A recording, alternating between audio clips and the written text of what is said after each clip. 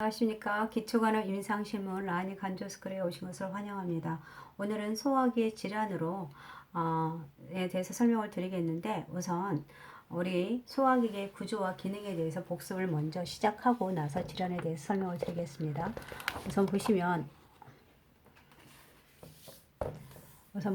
우리 소화기의 구조는 보통 입에서 항문에 이르는 길이가 약 9m 정도 된다고 합니다.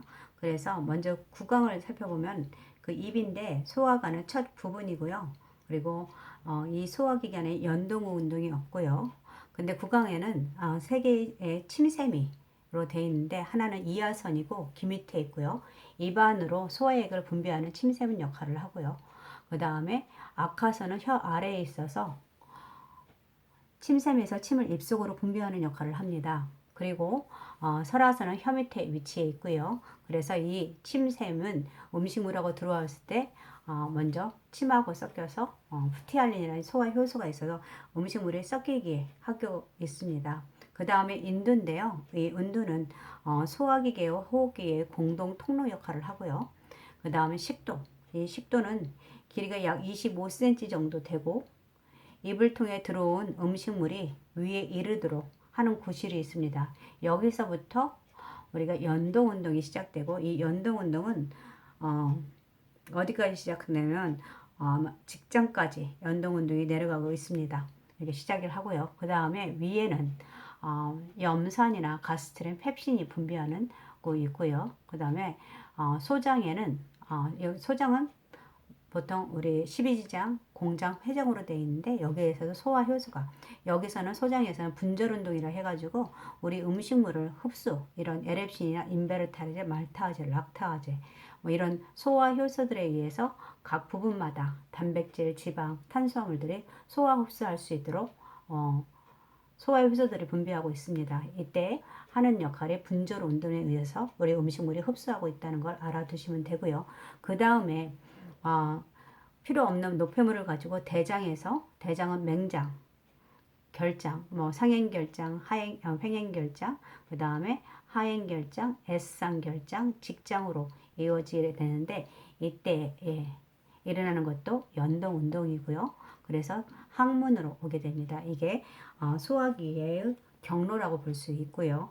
그 다음에 소화기의 기능은, 소화기에서는 일어나는 것이 소화작용을 하고 있습니다. 아까 말한 것들이 음식물이 위장관에서 분비돼서 흡수 가능한 형태로 변화되는 것이고, 저작과 위장관에서는 유미즙과 섞이는 기계적 활동이 이루어지고, 그리고 소화효소나 다른 분비물과 상호작용이 일어나는 화학작용에 의해서 일어나고, 그리고 또 하나는 흡수작용이 일어납니다. 소화된 영양소들이 확산과 능동적 운반기전에 흡수되는 거, 아까 일어난 소장에서 일어나는 분절운동이 이렇게 나고요.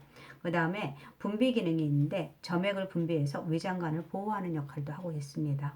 그리고 운동 기능, 아까 말한 것처럼 구강에서 음식물을 삼켜서 위로 내려오는 연하운동, 연동운동, 또는 장에서 음식물 덩어리를 부수어서 하부 장으로 내려보는 분절운동과 연동운동이 일어난다고 보면 됩니다.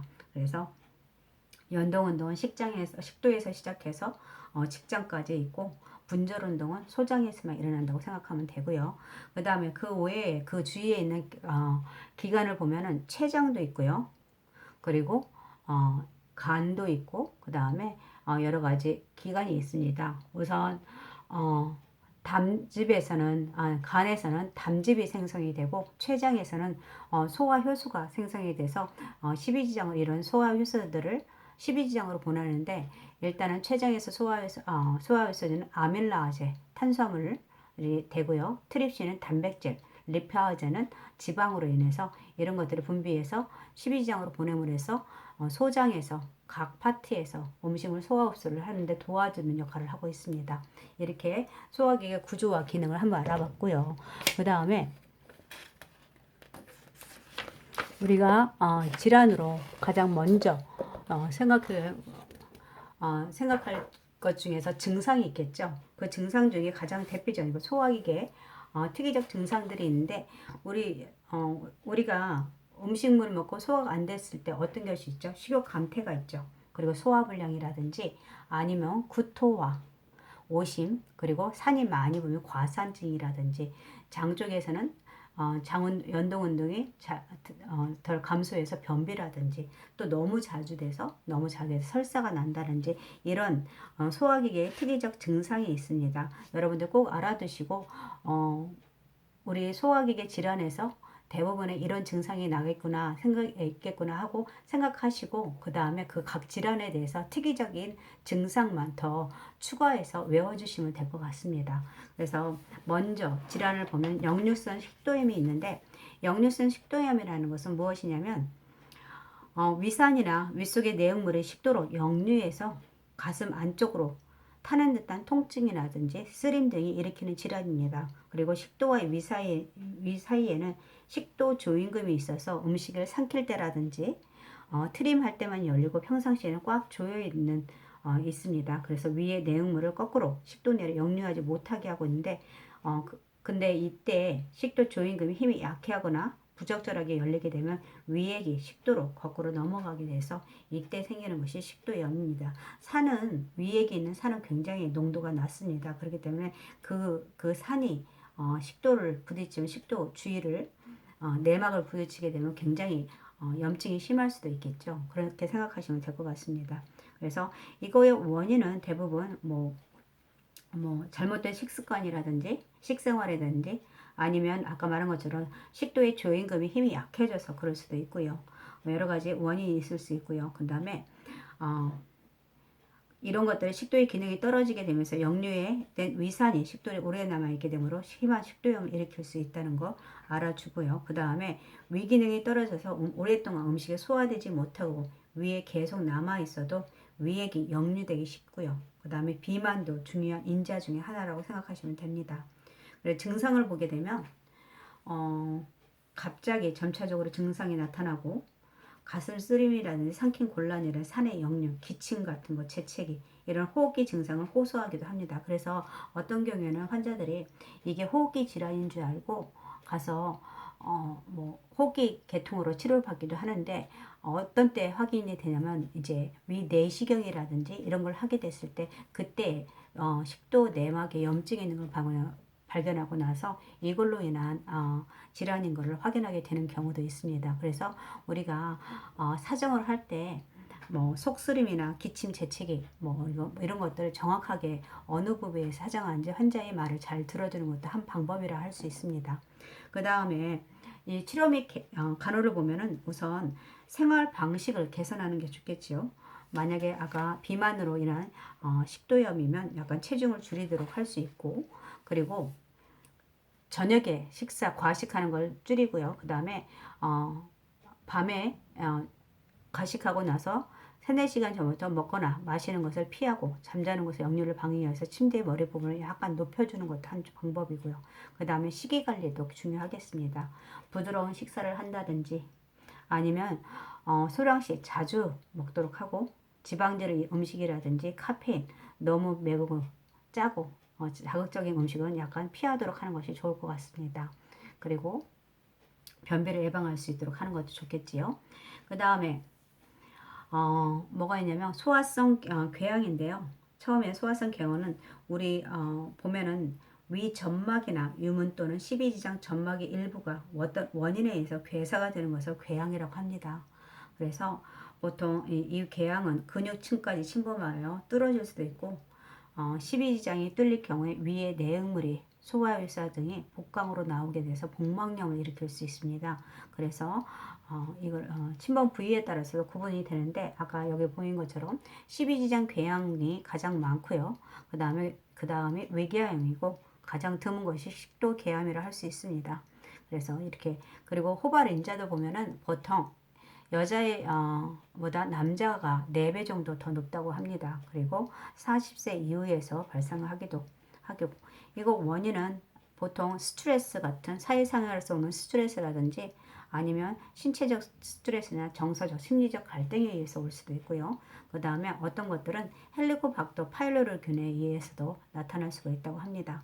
그리고 음식물에 대한 알레르기 반응설이 있고, 그리고 또 어떤 경우는 자극적인 음식이라든지 흡연이나 카페인 같은 거, 이런 거, 그리고 아스피린이나 호르몬 제제, 철분 제제, 이런 히스타민 제제, 약물 자극설에 의한 것도 원인이 된다고 합니다.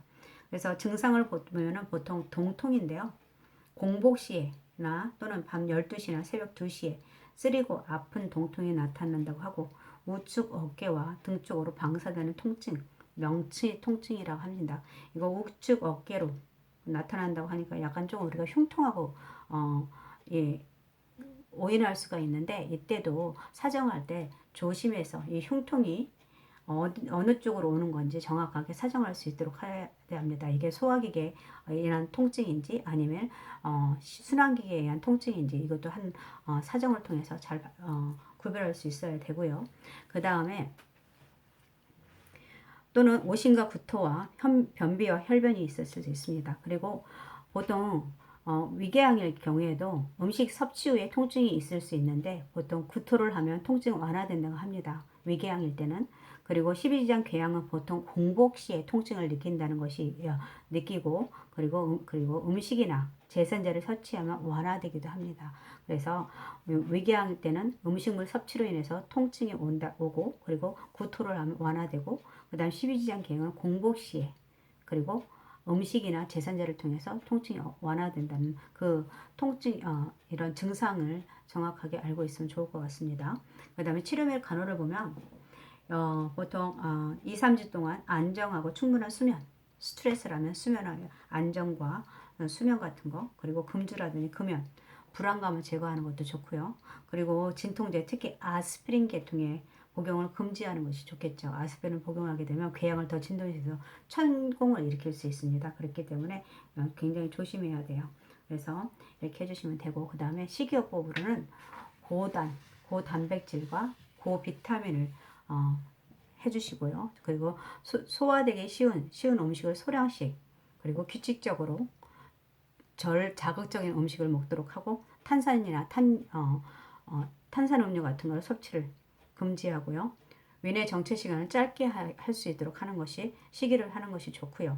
약물요법은 제산제 같은 거, 위액 분비 조절제나 위점막 보호제, 헬리코박터 바이러루긴에 대한 그걸로 인한 궤양이면은 이거에 대한 항생제 치료를 해야 되고요. 그리고 또 이걸로도 안 되면 외과적 절제 수술요법을 하는 것이 좋을 것 같습니다. 이렇게 해주시면 됩니다.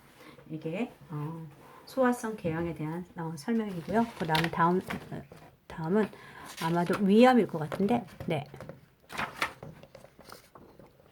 위암은 호발인자는 보통 40세 이상의 남자라든지 악성 빈혈이나 저염산 분비증, 그 다음에 동양인과 시골사람, 호발 부위는 유문이나 소망국부, 본문, 기저부 순으로 나타나고요.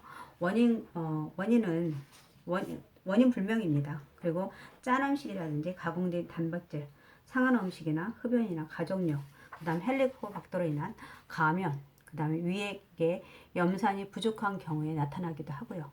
증상은 초기에는 증상이 없고 식욕 부진이나 소화불량, 체중 감소, 이런 허약감, 복부팽만감, 오심과 구토, 동통이라든지 아니면 빈번한 트림이나 설사나 혈액 섞인 변이라든지 연화곤란과 빈혈도 나타나기도 합니다.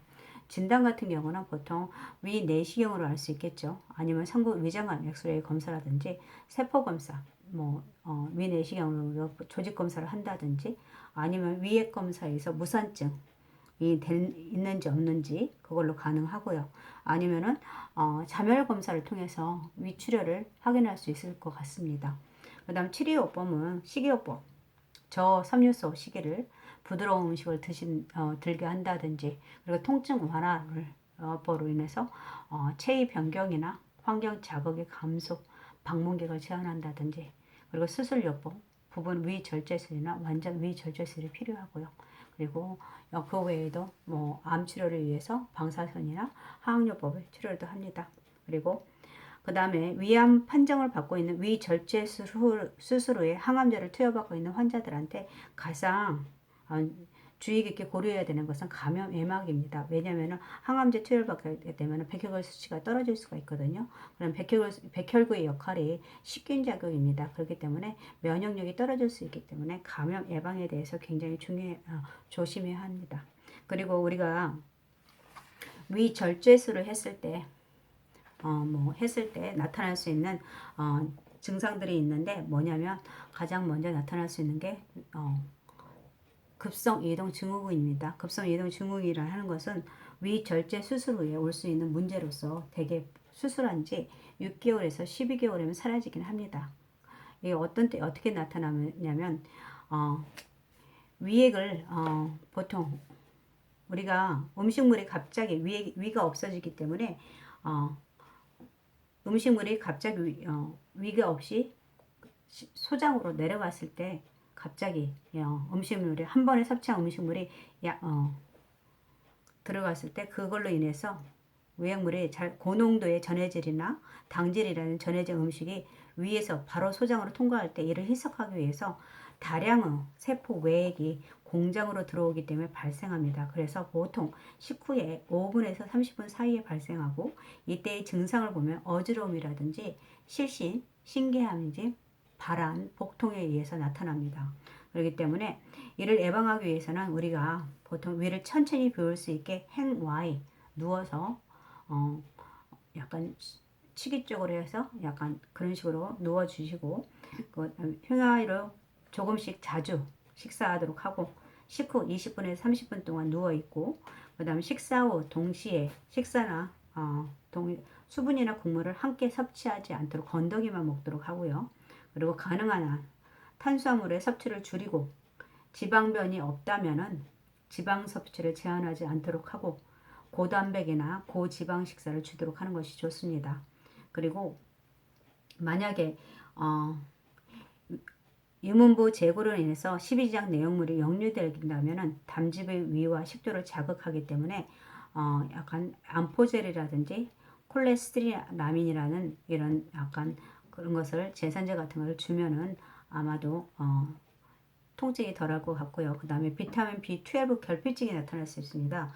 덤핑 신드롬 있는 환자들한테는 왜냐하면은 위 내벽에서 비타민 B12 인자가 생성이 되는데 위가 없어짐으로 인해서 완전히 이제 비타민 B12를 흡수를 못하게 됩니다. 그렇기 때문에 이러기 때문에 악성 빈혈이 생길 수 있거든요. 그래서 한 달에 한 번씩 비타민 B12 주사를 맞을 수 있도록 근육 주사를 할 수 있도록 해주시면 좋고요. 그렇게 해주는 거 좋습니다. 그래서 이런 식으로 해주시면 되고요. 그 다음에는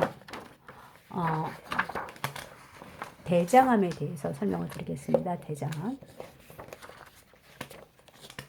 대장암 같은 경우에는 대장에 발생하는 종양성 질환인데 보통 어디에서 많이 나냐면 직장이나 S장 결장에서 많이 나타납니다. 그래서 보통 암이 그래서 호발인자는 보통 40세 이상이고 그리고 대장염에 가족력이 있다든지 아니면은 폴립의 가족력이 있다든지 아니면 궤양성 대장염이나 국소회장염, 골반 방사선 치료자한테서 대장암이 많이 생깁니다. 이것도 원인 불명이고요. 그리고 저섬유성 식이라든지 지방이라든지 육류의 과다 섭취로 인해서 나타날 수 있다고 합니다. 그리고 진단적 검사로서는 자멸 검사 해주시면 되고요. 직장경 검사나 대장경을 통한 생검, 바이옵시를 통해서 대장암을 구별할 수 있고요. 그 다음 치료 및 간호는 외과적 수술을 해주시면 해줄 수 있고요. 그 다음에 그 외에도 화학요법이나 방사선요법을 해서 치료를 할 수 있습니다. 여기서 제가 장루 수술을 했는데 이때는 외과적 수술로 인해서 대장암을 절제를 하게 되는데 이 장을 너무 많이 암 부위가 넓어서 대장을 너무 많이 넓게 자르게 되면은 그것이 이제 항문하고 직장하고 항문하고 연결하기 너무 짧습니다. 그럴 때 우리가 소장이나 대장의 일부를 복벽을 통해서 꺼내서 장에 구멍을 내서 나타날 수 있도록 배변을 볼 수 있도록 해주는 것입니다. 그래서 이거에 장루 인공 항문 수술이고요. 이때 나타날 수 있는 것이 이것이 일시적인 경우도 있고 영구적인 장루도 있습니다. 그래서 장루 부위에 따라서도 회장루와 결장루를 나눌 수 있고요. 근데 이때 장루 수술 환자 관리를 봤을 때 초기의 증상 중에 하나가 장루의 색깔이 젓갈색이라든지 보라색, 검은색으로 변한 경우에 즉시 보고해야 합니다. 그리고 수술 초기에는 소화 불량이나 설사 등의 섬유소, 설사 등 부작용이 발생할 수 있으므로 서서히 섭취량을 증가시키는 것이 좋고요. 그리고 빨대나 음료 같은 거 섭취를 하거나 껌을 씹는 것은 가스의 양을 늘리게 돼서 그게 좋지 않습니다. 그래서 탄산 음료라든지 양배추나 양파, 콩 튀긴 음식들은 가스 유발하는 음식들은 약간 제한이 필요하고요. 그 다음에 달걀이나 치즈, 마늘, 양파 같은 생선, 콩이나 양상추 같은 경우도 특유의 냄새를 유발할 수 있기 때문에